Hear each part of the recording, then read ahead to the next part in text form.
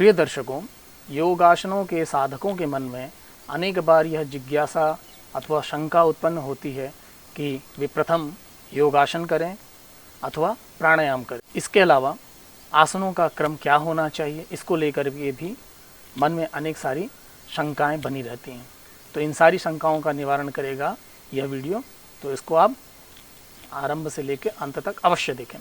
तो चलिए प्रारंभ करते हैं। सर्वप्रथम जो प्रश्न उपस्थित होता है कि आसन पहले किए जाएं अथवा प्राणायाम, तो ध्यातव्य रहे अष्टांग योग में जो कहा गया है यम नियम आसन प्राणायाम प्रत्याहार धारणा ध्यान समाधि, तो इसमें आसन के पश्चात ही प्राणायाम को उद्धृत किया गया है। तो यह सर्वविदित हो गया कि पूर्व में आसन ही किए जाने चाहिए, तत्पश्चात आप प्राणायाम का प्रयोग करें। जब आप अभ्यस्त हो जाएं तब आप प्राणायाम भी प्रारंभ कर सकते हैं, कोई उसमें दिक्कत नहीं है। लेकिन अगर आप प्रारंभिक साधक हैं और अभी आप नए हैं तो आपको आसनों से ही प्रारंभ करना चाहिए। तो ये बात हो गई। अब प्रश्न उपस्थित होता है कि आसनों का सही क्रम क्या है। तो आप जान लीजिए, आसनों का सही क्रम इस प्रकार से है। सर्वप्रथम खड़े होकर किए जाने वाले आसन किए जाने चाहिए, जैसे वृक्षासन, ताड़ासन इत्यादि। तो खड़े होकर किए जाने वाले आसनों में पहले आगे बेंड करिए, फिर पीछे बेंड करिए, फिर दाएं, फिर बाएं, तत्पश्चात ताड़ासन और वृक्षासन कीजिए। इसके बाद बैठ के किए जाने वाले आसन, बैठकर आप विभिन्न आसनों में बैठ सकते हैं, जैसे वज्रासन, सिद्धासन, पद्मासन और सुखासन। यह निर्भर करता है कि आप किस आसन में स्थिरतापूर्वक सुखपूर्वक बैठ सकते हैं। तो आपको जो इनमें से उचित लगे आप उन आसनों में विराजमान हो। तत्पश्चात आपका पेट के बल लेट कर किए जाने वाले आसन आते हैं, भुजंगासन, धनुरासन, सल्वासन इत्यादि।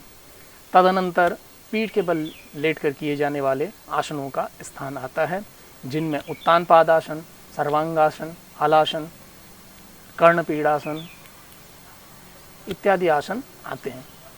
तो आपकी शंकाओं का निवारण हो गया। शंकाएं जो थी कि आसन पूर्व में करें अथवा प्राणायाम। अब देखिए, आपको यहाँ ध्यान यह रखना है कि आसन वस्तुतः आपके जोड़ों को खोलते हैं।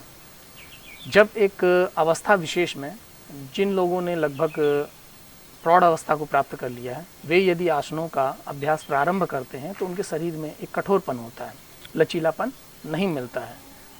तो उनको आसन करने से उनके शरीर के विभिन्न जो जोड़ हैं वे लचीले हो जाते हैं। फलतः आसनों के पश्चात जब आप प्राणायाम का अभ्यास करते हैं तो प्राणायाम वस्तुतः श्वसन प्रणाली पर आधारित है।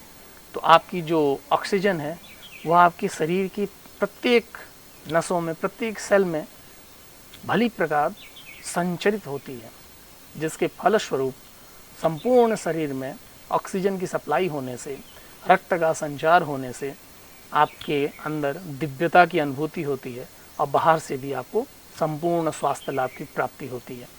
मन भी आपका प्रसन्न होता है और शारीरिक प्रसन्नता तो आपको, स्वस्थता तो आपको प्राप्त होती है। तो आपकी समस्त शंकाओं का निवारण हो गया। अब अगले वीडियो में मैं आपको बताऊंगा कि आसनों का जो संपूर्ण पैकेज है, खड़े होकर, बैठकर और लेटकर, पीठ के बल और पेट के बल, किन किन आसनों को आप समाविष्ट कर सकते हैं और उन आसनों से आप लाभ उठा सकते हैं नित्य प्रति करके। तो मिलते हैं उस अगले वीडियो में, तब तक के लिए इजाज़त दें।